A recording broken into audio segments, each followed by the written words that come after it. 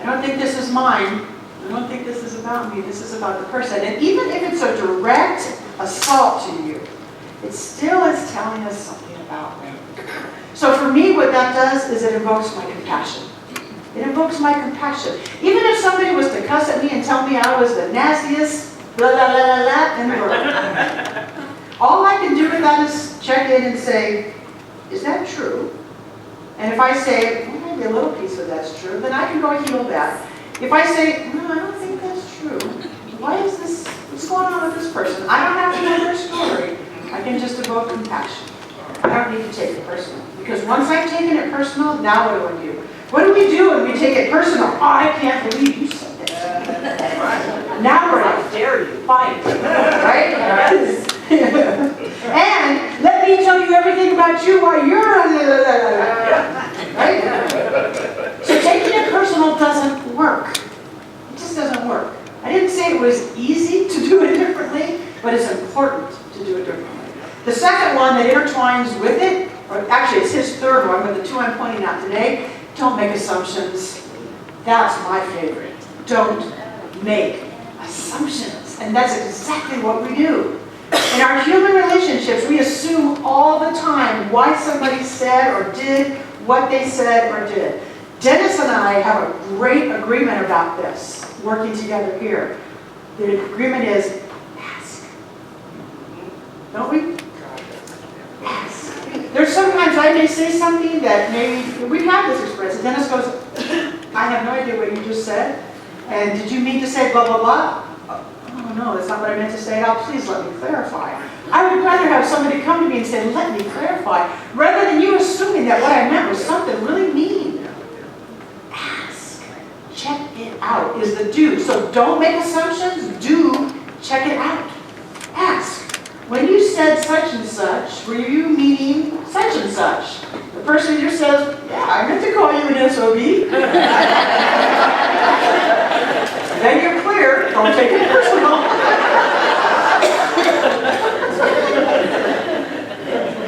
You know, we laugh because we've all been in it, right? We've all been in it. It's like, oh my goodness.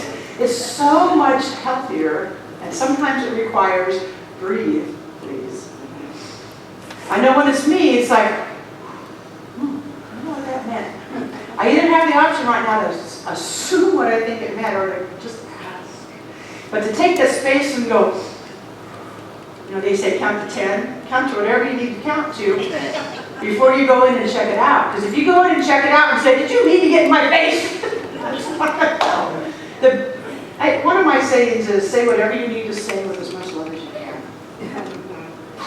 Not always an easy thing to get to. Say whatever I need to say with as much love as I can say it. Ask the question, let me check this out with as much love as I can check it out with.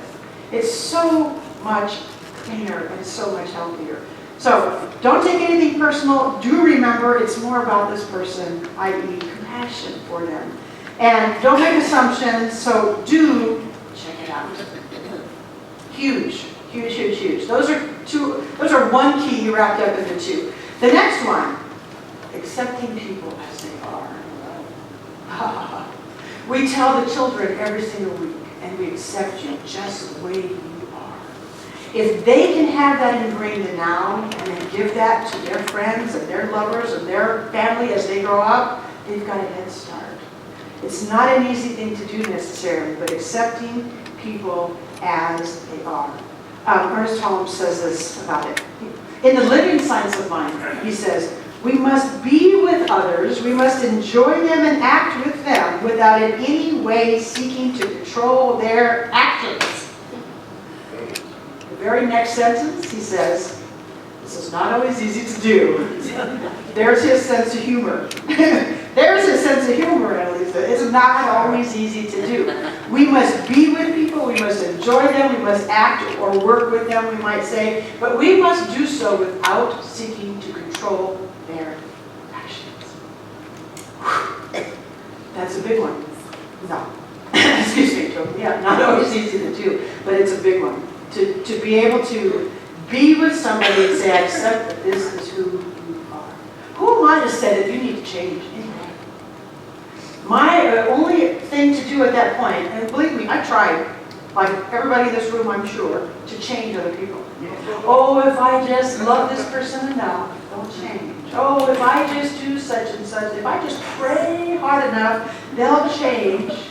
When I was a new student of Science of Mind, I prayed really hard for people to change.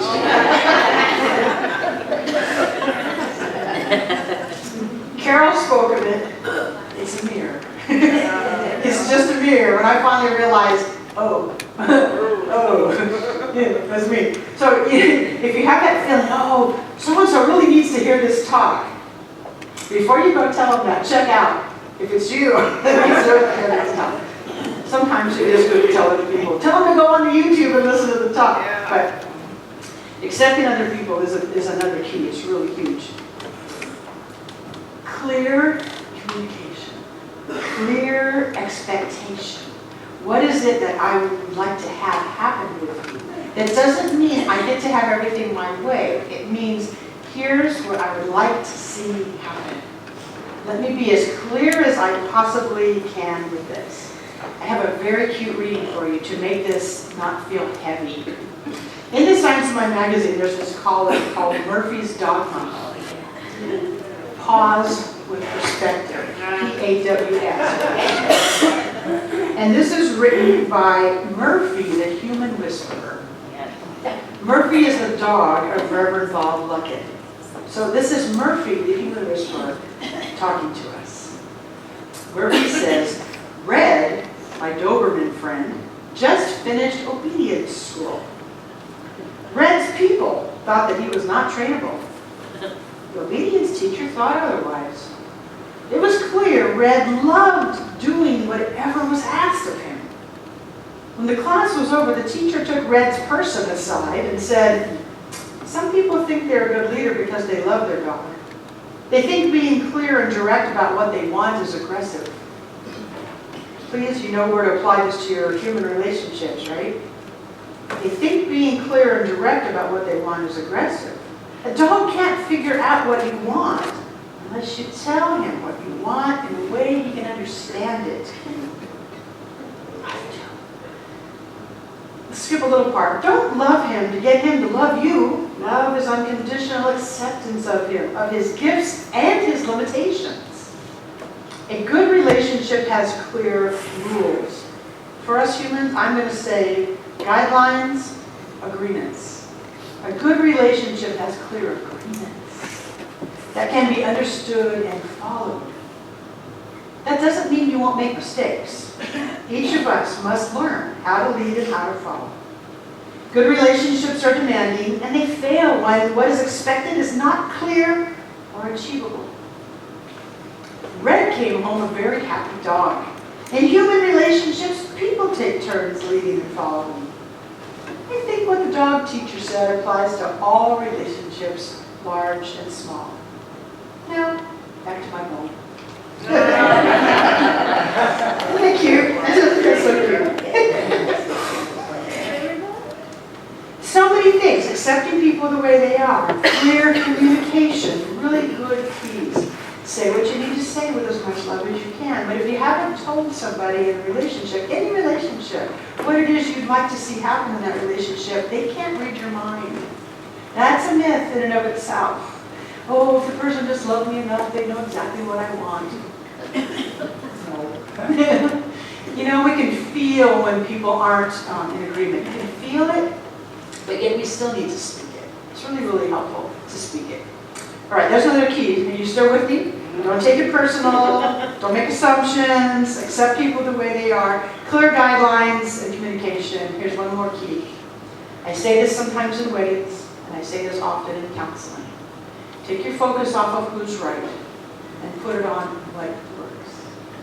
Because almost all the time, relationship struggles are because somebody is saying who's right. We are fighting for who's right. If you really want to heal the relationship, focus on what works. If you got it on who's right, you're always in that tug of war. If you focus on what works, what's going to work for us. If both people have that agreement inside of them, what works, then the whole fight goes away. Focus not on who's right, but on what works.